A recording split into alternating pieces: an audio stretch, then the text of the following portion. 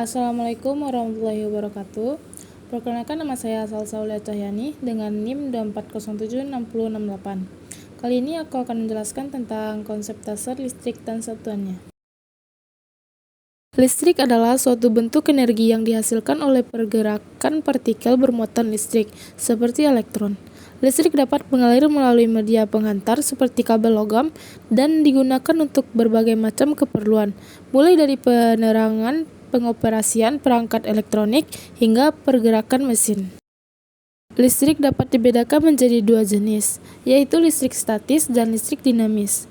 Listrik statis, listrik yang dihasilkan akibat perbedaan muatan pada benda-benda yang terpisah.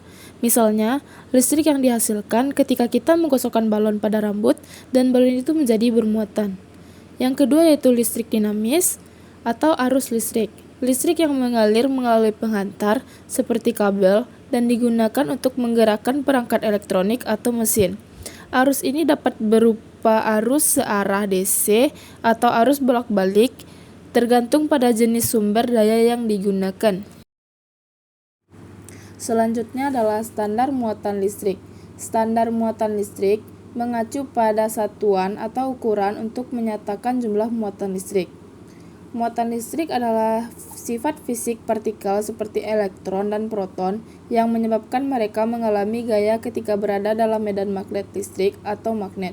Muatan listrik dinyatakan dalam satuan coulomb.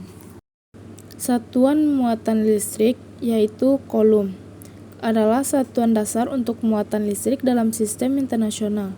1 coulomb didefinisikan sebagai jumlah muatan yang mengalir melalui penghantar dalam waktu 1 detik ketika ada arus listrik sebesar 1 ampere. Secara matematis dapat dituliskan sebagai Q sama dengan I kali T. Muatan dasar elektron dan proton. Muatan listrik juga dapat diukur dengan menghitung jumlah elektron atau proton yang terlibat. Setiap elektron atau proton memiliki muatan dasar yang disebut muatan elementer, yang dimana muatan elektron sama dengan min 1,602 dikali 10 pangkat min 11 kolom, dan muatan proton 1,602 dikali 10 pangkat min 11 kolom. 1 kolom adalah jumlah muatan yang terdiri dari sekitar 6,242 dikali 10 pangkat 18 elektron atau proton. Besaran dan satuan penggunaan listrik. Yang pertama yaitu arus listrik yang dilambangkan dengan I. Arus listrik adalah aliran muatan listrik melalui suatu penghantar dalam satuan waktu tertentu. 1 ampere adalah aliran 1 coulomb muatan per detik. Menggunakan rumus I sama dengan Q per T, satuannya adalah ampere. Yang kedua, tegangan listrik, dilambangkan dengan V. Tegangan listrik adalah perbedaan energi potensial persatuan muatan antara dua titik dalam rangkaian listrik yang menyebabkan arus listrik mengalir.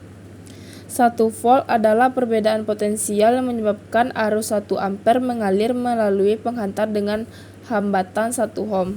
Menggunakan rumus V sama dengan I kali R. Satuan yang digunakan adalah volt. Yang ketiga, hambatan listrik yang dilambangkan dengan R. Hambatan listrik adalah ukuran sejauh mana suatu bahan atau komponen menghalangi aliran listrik.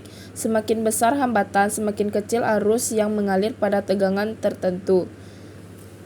1 ohm adalah hambatan yang mengalir arus 1 ampere dengan tegangan 1 volt.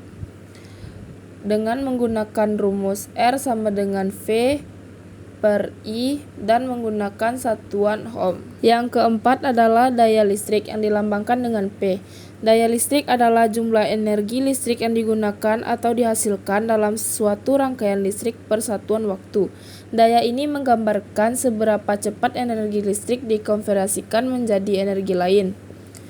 1 watt adalah daya yang digunakan ketika arus 1 ampere mengalir pada tegangan 1 volt, yang menggunakan rumus P sama dengan V kali I, satuannya adalah watt. Dan yang terakhir adalah kapasitansi, menggunakan lambang C. Kapasitansi adalah kemampuan suatu kapasitor untuk menyimpan muatan listrik. Semakin besar kapasitansi, semakin besar jumlah muatan yang bisa disimpan oleh kapasitor pada tegangan tertentu. 1 farad adalah kapasitas yang menyimpan 1 kolom muatan pada tegangan 1 volt. Rumusnya adalah C sama dengan V per Q. Satuan yang digunakan adalah farad. Sumber tenaga listrik DC dan AC. Listrik DC adalah arus listrik yang mengalir dalam satu arah. Pada sumber tenaga listrik DC, elektron bergerak secara konsisten dan satu kutub ke kutub lainnya tanpa perubahan arah. Karakteristik arus DC. Yang pertama yaitu arus mengalir searah. Elektron mengalir dalam satu arah dari terminal negatif menuju terminal positif. Yang kedua, tegangan statis. Tegangan yang dihasilkan oleh sumber DC tetap stabil atau konstanta. Yang ketiga, arus listrik. Arus yang mengalir bersifat tetap sepanjang waktu. Maaf, pada slide ini terjadi kesalahan.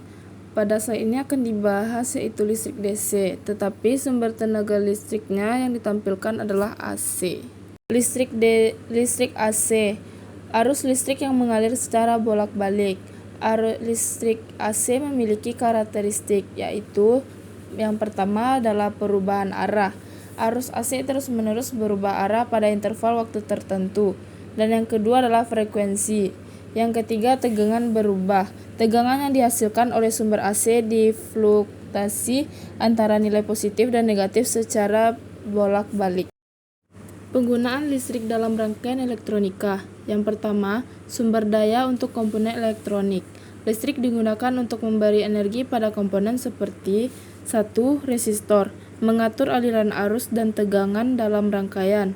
Yang kedua, kapasitor, menyimpan dan melepaskan energi listrik. Yang ketiga, transistor, bertindak sebagai penguat atau saklar.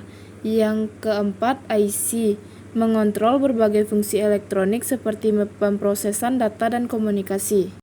Yang kedua, menggerakkan rangkaian elektronika. Rangkaian elektronika menggunakan listrik untuk berbagai tujuan. Yang pertama, menguatkan sinyal kecil seperti audio atau gelombang radio. Yang kedua, rangkaian logika, menjalankan fungsi logika digital seperti AND, OR, dan NOT. Yang ketiga, konversi daya, yaitu mengubah arus AC ke DC menggunakan dioda atau konverter. Yang ketiga, kontrol dan otomatis. Listrik digunakan untuk mengontrol perangkat otomatis seperti 1. Sensor, yaitu mengukur variabel suhu, cahaya, atau tekanan. Yang ketiga, aktuator, menggerakkan mekanisme seperti motor atau solenoid. Yang ketiga, mikrokontroler, yaitu mengolah data dan menjalankan perintah otomatis. Yang keempat, penyimpanan dan sinyal elektronik. Yang pertama, modulasi dan demodulasi sinyal yang digunakan dalam perangkat komunikasi seperti radio dan ponsel. Yang kedua, pengolahan sinyal digital, yaitu membantu memproses suara, gambar, atau data dalam bentuk digital. Sekian penjelasan dari saya. Assalamualaikum warahmatullahi wabarakatuh.